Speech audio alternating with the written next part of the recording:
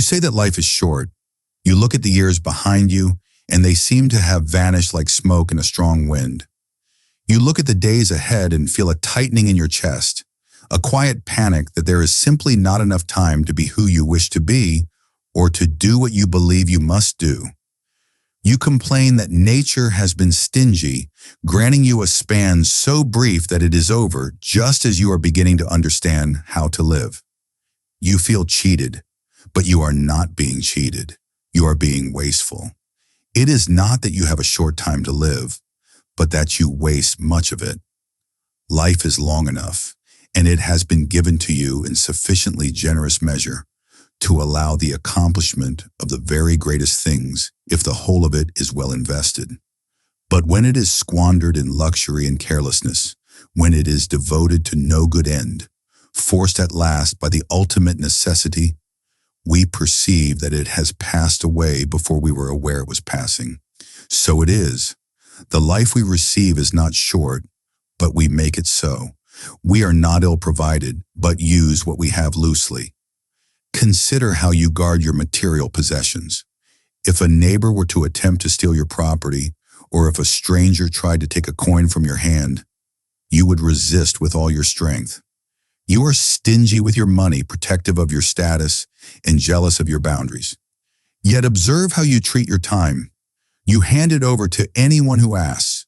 You allow the demands of others, the trivialities of entertainment, and the aimless wanderings of your own distracted mind to plunder your days. You are prodigal with the one thing in which it is right to be a miser. Why do you do this? It is because you are living as if you were destined to live forever. Your own frailty never occurs to you. You do not notice how much time has already passed, but squander it as though you had a full and overflowing supply. You act as mortals in all that you fear, and as immortals in all that you desire. You say, when I am 50, I will retire in leisure. When I am 60, I will dedicate myself to wisdom. And what guarantee do you have that your life will last longer than today? Who will suffer your course to be just as you plan it? Are you not ashamed to reserve for yourself only the remnants of life, and to dedicate to wisdom only that time which can be spent on no business? How late it is to begin to live just when we must cease to live. What foolish forgetfulness of mortality to postpone wholesome plans to the 50th and 60th year, and to intend to begin life at a point to which few have attained. The problem lies in your perception of the present moment. You are rarely here. You are usually inhabiting a future that does not exist or reliving a past that is dead. This is the source of your anxiety and your feeling of shortness. When you defer your happiness to the future, you are throwing away the present. You are projecting yourself into a time that is not within your control, relying on fortune to deliver what you desire. But fortune is capricious. It owes you nothing. By placing your hope in tomorrow, you lose today. Consider the man who is consumed by ambition. He spends his days plotting, striving, and exhausting himself to achieve a certain title or a specific level of wealth. He tells himself that once he achieves this, he will finally rest and enjoy his life. He trades his prime years, the years where his vigor and clarity are at their peak, for a promise he made to himself. And suppose he achieves it. He arrives at the destination only to find that his capacity for joy has atrophied, or worse, that the goalpost has moved. He has spent his life preparing to live, but never actually living. Or consider the one who is paralyzed by fear. He worries about illness, about poverty, about the opinions of others. He spends his hours constructing mental defenses against calamities that may never happen. His mind is a fortress of anxiety. He is so busy guarding against death that he forgets to use the life he is protecting. To him, life feels incredibly short because he has never truly inhabited it. He has only observed it through the arrow slit of his own apprehension. You must understand that time is a container. It is not the size of the container that matters, but what you pour into it. If you pour in distraction, anger, vanity, and fear, the container will seem empty no matter how large it is. But if you pour in presence, reason, virtuous action, and acceptance, even a small cup can be full to the brim. There are those who exist for 80 years but have not lived for more than a few days. Do not envy the gray hair and the wrinkles of the elder. These are not proofs of a long life, but merely of a long existence. If a ship leaves the harbor and is immediately caught in a raging storm, tossed this way and that by the wind, and driven in circles around the same point, would you say it has had a long voyage? No, it has not had a long voyage. It has merely been tossed about for a long time. So it is with you. You are tossed about by your impulses. You are driven in circles by your habits. You react to every piece of news, every notification, every minor slight, every fluctuation in your mood. You are not steering your ship, you are drifting. And because you are drifting, you make no progress. You end up exactly where you started, only older and more exhausted. To claim your time, you must first claim your mind. You must stop the leak. The leak is your lack of focus. It is your inability to sit still with yourself. You seek constant stimulation because the silence of your own company is terrifying. In the silence, you are forced to confront the vacuity of your pursuits. So you run. You run to noise, to activity, to drama. You kill time. Think of that phrase, killing time. It is a suicide of the soul. You are destroying the very fabric of your existence because you cannot bear to look at it. True length of life comes from the density of experience, not the duration. And by experience, I do not mean travel or novelty or excitement. I mean the experience of being awake. When you are fully rational, when you are acting in accordance with your nature, when you are accepting the present moment without resistance, time slows down.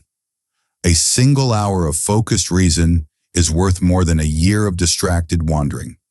When you practice the discipline of perception, you realize that the past is nothing more than a memory, and the future is nothing more than an imagination. Neither of them is real.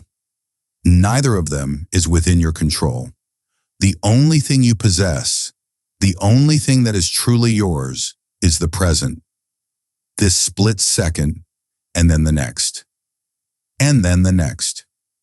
If you can inhabit this moment fully, without wishing it were different, without grasping for the next one, you step out of the rushing river of time and onto the bank. You find a stillness that is independent of the clock. In that stillness, life is not short, it is deep, it is sufficient. But you are afraid. You are afraid that if you stop running, you will miss out. You are afraid that if you do not chase the future, you will be left behind. This is the logic of the herd. The herd is always running, always afraid, always hungry for what it does not have. The herd is driven by the external, by the whip of necessity and the carrot of desire. You have the capacity to be better than the herd. You have the spark of reason within you. You can choose to stop. You can choose to look at the sun, to breathe the air, to do the work that is in front of you with care and attention, not because it will get you somewhere, but because it is the right thing to do. When you act with virtue, you are liberated from the tyranny of time. Virtue does not require a long life to be complete. An honest action is honest whether it takes a minute or a lifetime. A courageous decision is courageous regardless of the outcome. When you align your will with reason, you enter a state of completeness. You are not waiting for anything to make you whole. You are whole already. And when you are whole, you do not count the days. You weigh them. Stop measuring your life by the calendar. Measure it by your deeds. Measure it by the quality of your attention. How many moments today were you truly present? How many times did you exercise self-control? How many times did you choose kindness over irritation or courage over comfort? These are the metrics of a life well lived. If you look back at your week, you will likely find that most of it is a blur. It is a gray fog of routine and reaction.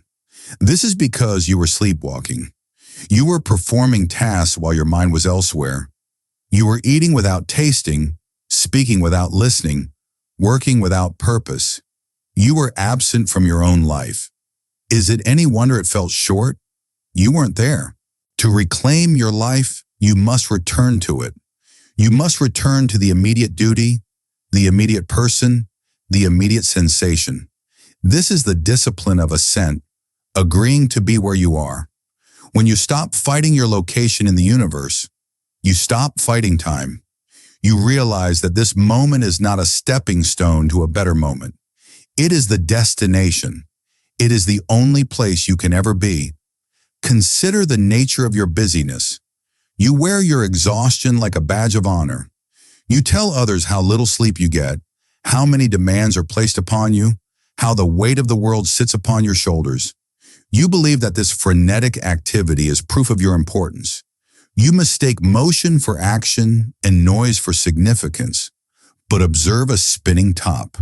It moves with great speed, it hums with energy, yet it travels nowhere. It spins in place until its momentum is exhausted, and then it topples over. This is the portrait of the occupied man. He is breathless, he is sweating, he is frantic, but he is not advancing. He is merely burning the fuel of his life to remain in the same state of anxiety. You must distinguish between being busy and being effective. The majority of what you do is not necessary. It is merely habitual. You check for messages not because you need information, but because you crave the dopamine of interruption. You engage in arguments not because you seek truth, but because you wish to defend your ego. You attend social gatherings not because you value the company, but because you fear the appearance of solitude. Eliminate the unnecessary and observe how vast your days become. If you were to audit your actions of the last week, separating the essential from the trivial, you would find that the essential tasks occupied perhaps a few hours. The rest was devoted to the maintenance of your anxieties or the entertainment of your boredom. You complain that life is short, yet you act as though you have days to burn on anger, on gossip, on the passive consumption of other people's lives. You are terrified of boredom. You view a quiet moment as a void that must be filled immediately. But it is in that void that your soul speaks. By drowning it out, you remain a stranger to yourself. You know the intimate details of celebrities and the political opinions of strangers, yet you do not know the architecture of your own mind. You do not know what triggers your anger, what underlies your desires, or what constitutes your virtue. You are an expert on the world and a novice on yourself. This is why your life feels short, because you are living everyone else's life but your own. Consider how much of your time is plundered by others. One person asks for your ear to complain about their fortune. Another demands your presence to validate their status. Another requires your labor to fix their errors. You say yes to them all. You are polite. You are accommodating. You believe this makes you a good person. But while you are being good to them, you are being cruel to yourself. You are cutting slices off your own existence and handing them out to people who will not even remember the gift. You treat your life as if it were a public walkway, open to anyone who wishes to trample through it. You must learn to say no, not out of malice, but out of necessity. To say no to the trivial is to say yes to the essential. It is to draw a circle around your mind and declare that within this space, only reason and tranquility may enter. This is not selfishness, it is stewardship. You have been entrusted with a spark of the divine, your rational mind. To let it be smothered by the smoke of other people's chaos is a dereliction of duty. And what of the time you spend worrying? You suffer more in imagination than in reality. You look at the future and see only potential catastrophes. You play out scenarios of failure, loss, and humiliation. You live through these tragedies 1,000 times in your mind before they ever happen, if they ever happen. This phantom suffering eats your life. It consumes the energy you need for the present. When you worry, you are paying interest on a debt you may never owe. You are making yourself miserable now because you might be miserable later. Where is the logic in this? If a future event is outside your control, no amount of anxiety will prevent it. If it is within your control, then take action and cease the anxiety. There is no third option where worry serves a purpose. It is a parasite. It feeds on your time and excretes fear. Reason demands that you deal with the present difficulty when it arrives. It does not demand that you carry the weight of all possible future difficulties. The hull of a ship is designed to withstand the pressure of the water it is currently sailing in. If it tried to carry the weight of the entire ocean, it would be crushed. Your mind is the same. It can bear the present moment. It cannot bear the infinite weight of what if. There is another way to lengthen your life, a secret known to the wise. It involves the expansion of your time through the annexation of the past. When you waste your time on the trivial news of the day, you are confined to the narrow sliver of the present. You live only as long as your own biological clock ticks. But when you engage with the great minds of the past, when you study philosophy, when you read history, when you contemplate the works of those who mastered themselves, you add their years to your own. You can live 1,000 years in a single lifetime. You can walk with Socrates in Athens. You can stand with Cato in the Senate. You can sit with the sages of old and learn what they learned. Their experience becomes your experience. Their wisdom becomes your inheritance. Why would you choose to limit yourself to the petty squabbles of your current era when you have open access to the finest minds that have ever existed? They are always at leisure for you. They are always ready to receive you. They will not steal your time. They will give you theirs. They will not leave you emptier than they found you. They will send you away fuller, calmer, and more prepared for what comes. This is true leisure, not idleness, not vacation, not checking out, but checking in to the continuum of human wisdom. A life spent in the company of wisdom is not short. It stretches back to the beginning of thought and forward to the end of time. But you are obsessed with the new. You crave the latest update, the breaking news, the fresh trend. You are like a man who throws away gold to chase after colored dust. The new is rarely true and the true is rarely new. The principles that govern a tranquil life have not changed for thousands of years because human nature has not changed. We still fear death. We still crave approval. We still struggle with anger. The technology has changed, the clothes have changed, but the internal conflict is exactly the same. The answers you seek are not in the next notification. They are in the books you have not read, the silence you have not kept, in the reflection you have not done. You must stop waiting for the perfect conditions to begin living. You say, I will be happy when, and you finish that sentence with an external condition. When I have the money, when I have the partner, when the children are grown, when the house is finished, do you not see that you are placing your peace in the hands of fortune? You are building your happiness on a foundation of sand. The conditions will never be perfect. There will always be a new problem, a new lack, a new annoyance. If you cannot find peace in the midst of the imperfection, you will never find it at all. Life is not a destination to be reached, it is a manner of traveling. If you are traveling with a stone in your shoe, it does not matter how beautiful the destination is, the journey will be painful. The stone is your own undisciplined mind. You are limping through life, blaming the road, blaming the weather, blaming your companions, but you never stop to remove the stone. Remove the stone. Remove the belief that you need something else to be complete. Remove the desire for things that are not yours. Remove the fear of things that cannot hurt your character. When you strip away these external dependencies, you realize that life is not something that happens to you. It is something that proceeds from you. The length of your life is determined by the depth of your character. A day spent in the grip of vice, greed, lust, anger is a day lost. It is a blank space in the ledger of your existence. But a day spent in virtue, acting with justice, courage, moderation, and wisdom, is a day that is stamped with eternity. Even if it is your last day, it is enough. You are afraid of death because you feel unfinished. You feel you have not yet done the thing you were put here to do. And you are right. You haven't, because you have been too busy doing everything else. The tragedy is not that you will die. The tragedy is that you will die without ever having really lived.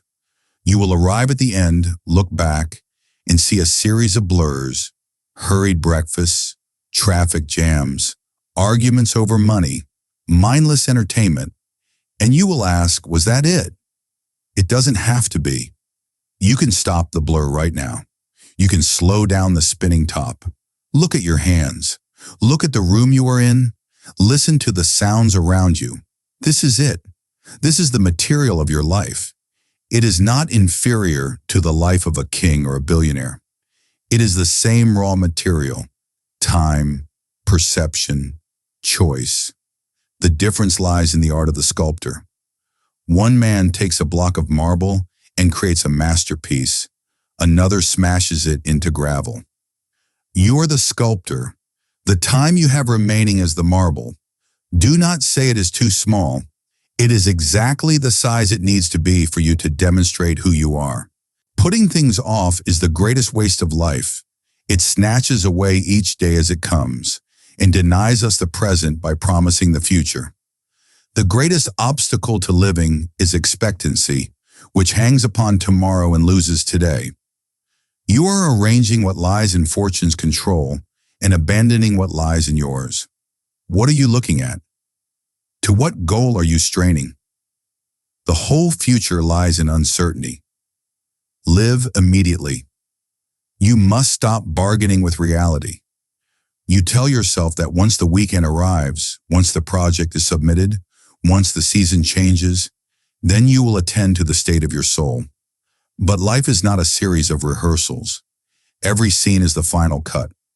Every word you speak is recorded in the immutable history of the universe. There are no take-backs. There is no later. Consider the arrogance of assuming you will be here next year. Do you know how many people went to sleep last night with plans for this morning and never woke up? Do you think they were ready? Do you think they had finished their work? Death does not consult your calendar. It does not wait for you to be convenient. It is the only certainty you have, yet you live as if it is the only impossibility. You view death as something that lies far in the distance, a cliff at the end of a long road. But this is a mistake of perspective. Death is not in the future. It is here. It is now. Every moment that passes belongs to death. The hour you just spent, it is dead. The years of your childhood, they belong to death. All the time behind you is owned by the grave. You are dying every day, every hour, every minute. You are not running toward death. You are running within it. When you understand this, the shortness of life ceases to be a source of anxiety and becomes a source of focus. If you knew you had only 1 hour left to live, would you spend it scrolling through images of strangers? Would you spend it arguing over a trivial slight? Would you spend it worrying about money? No. You would focus on what matters. You would speak words of love. You would make peace with your fate. You would savor the very breath in your lungs. So why do you not live that way now? Why do you wait for the terminal diagnosis to grant you the permission to be essential? You have the power to live a complete life every single day. The wise man does not leave the finishing touches for tomorrow. He structures his day so that if his life were to end at sunset, he would have no regrets, no unfinished business with his character. He does not need more time because he has used the time he had fully. When you lay your head down to sleep, you should be able to say to yourself, I have lived. I have run the course that fortune set for me. If God adds another day, you should receive it with joy as a bonus. But if not, you are ready to depart without complaint. This is the secret to conquering the fear of a short life. Make sure that your life is wide and deep, even if it is not long. Consider the soldier in the trench. He knows that the whistle may blow at any moment. He does not waste his time on nonsense. He checks his equipment. He focuses his mind. He stands with his brothers. He is fully present because the stakes are absolute. You are in that trench. We all are. The only difference is that the soldier admits it, and you pretend you are at a picnic. You must cultivate the discipline of the evening audit. When the light fades, do not simply collapse into unconsciousness. Review your day. Interrogate your actions. Ask yourself, what bad habit did I cure today? What temptation did I resist? In what specific way am I better than I was this morning? If you find that you spent the day in anger or fear or idleness, do not berate yourself with emotion. Simply observe it. Acknowledge that you wasted a portion of your limited capital. Resolve that tomorrow, should it come, will be different.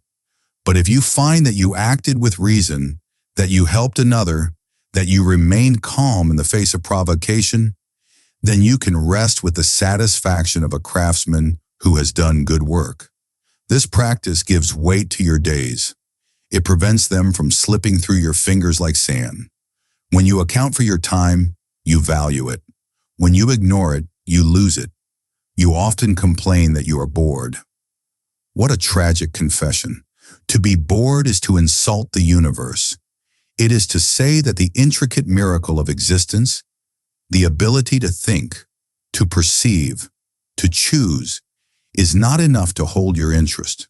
You are bored because you are looking outside for entertainment rather than inside for improvement.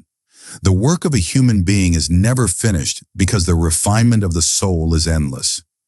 Can you honestly say that you have mastered your temper, that you are free from envy, that you are indifferent to luxury, that you are brave in the face of pain? If not, how can you be bored? You have a mountain of work to do. Focus on this work, and time will expand. You will no longer be waiting for the clock to move. You will be immersed in the flow of life. There is a calmness that comes from accepting the limits of your agency. You cannot control how long your heart will beat. You cannot control the accidents of fate. You can only control the attitude with which you face them. If you are obsessed with living a long life, you will be tormented by every sign of aging, every ache, every gray hair. You will clutch at your youth as it dissolves. But if you are focused on living a good life, these things do not matter. Virtue does not require smooth skin or strong legs. It requires a strong will, and that is available to you until your final breath. Do not envy those who have been given more time than you. A story is not judged by its length, but by its quality. A play can be 5 acts of tedious nonsense, or 1 act of brilliant, moving truth. Which would you rather be? There are men who die at 30 having seen and understood more of the world than men who die at 90.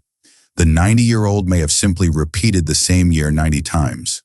The 30-year-old may have seized every moment. Stop measuring. Start being.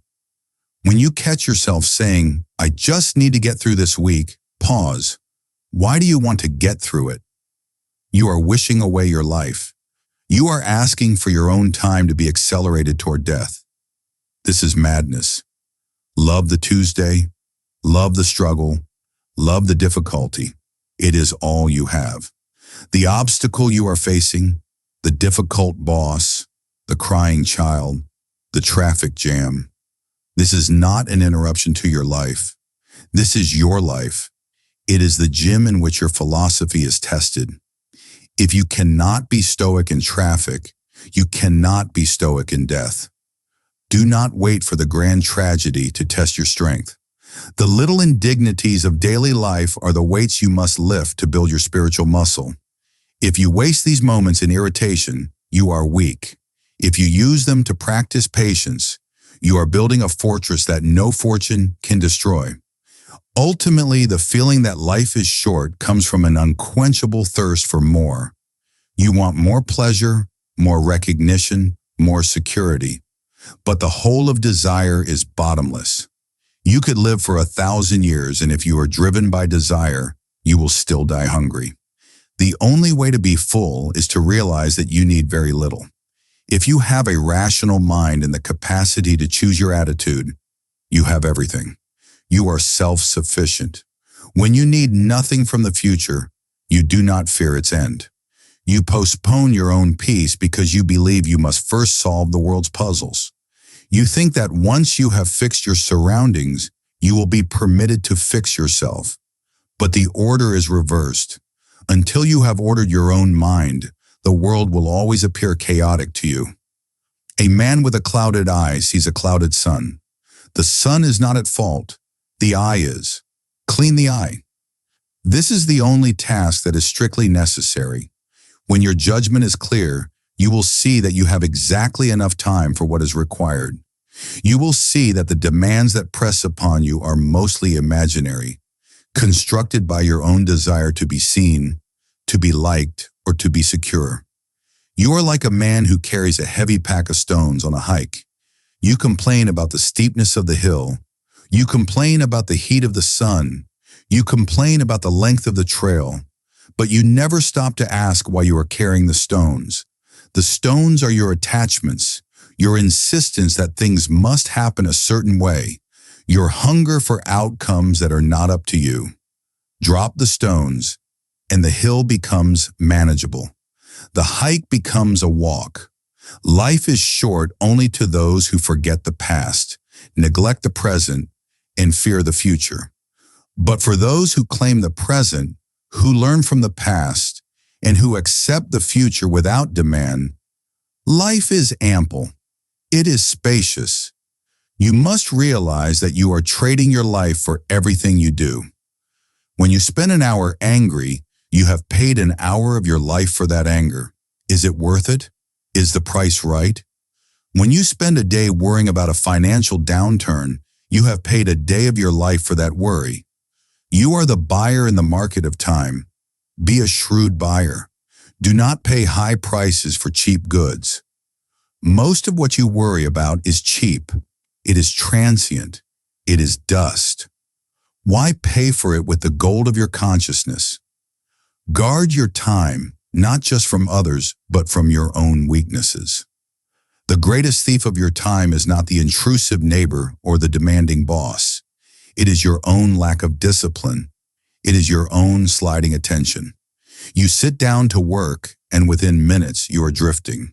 You sit down to rest, and within minutes you are anxious. You must learn to be where you are. If you are working, work.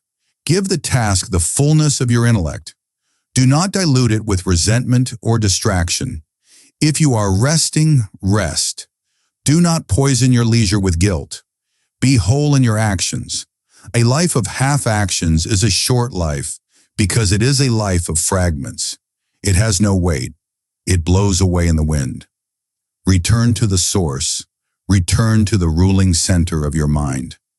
There you will find a fortress that time cannot erode. The body ages.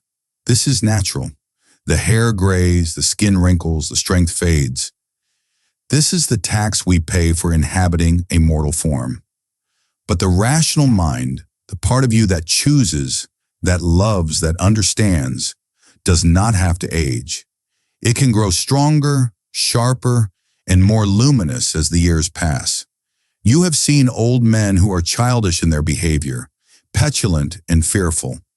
And you have seen young men who possess the gravity and wisdom of the ancients. Age is nothing. Wisdom is everything.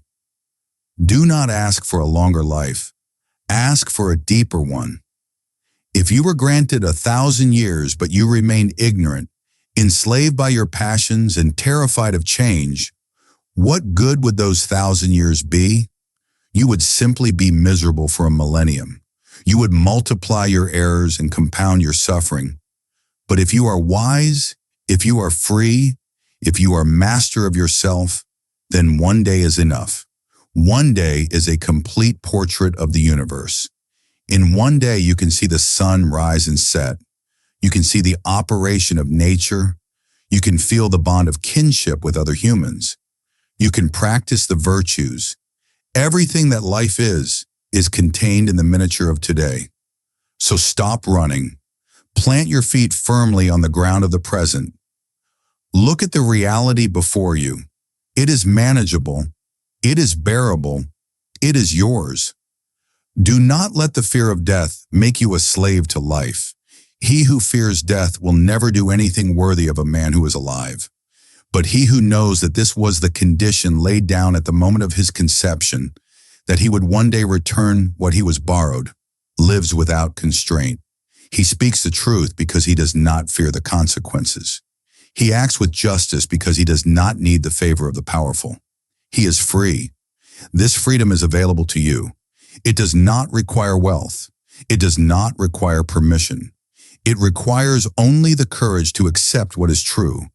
The glass is already broken. The time is already gone. The only moment that exists is this one. Seize it, not with the frantic grasping of a drowning man, but with the steady, calm grip of a master. Use it well. And when the end comes, whether it is tonight or in 50 years, you will not go dragging your heels, screaming that you are not done. You will go quietly with dignity, like a guest who is full and satisfied, rising from the banquet of life without regret. You have lived long enough if you have lived well. Peace comes from holding only what belongs to you and releasing what never did.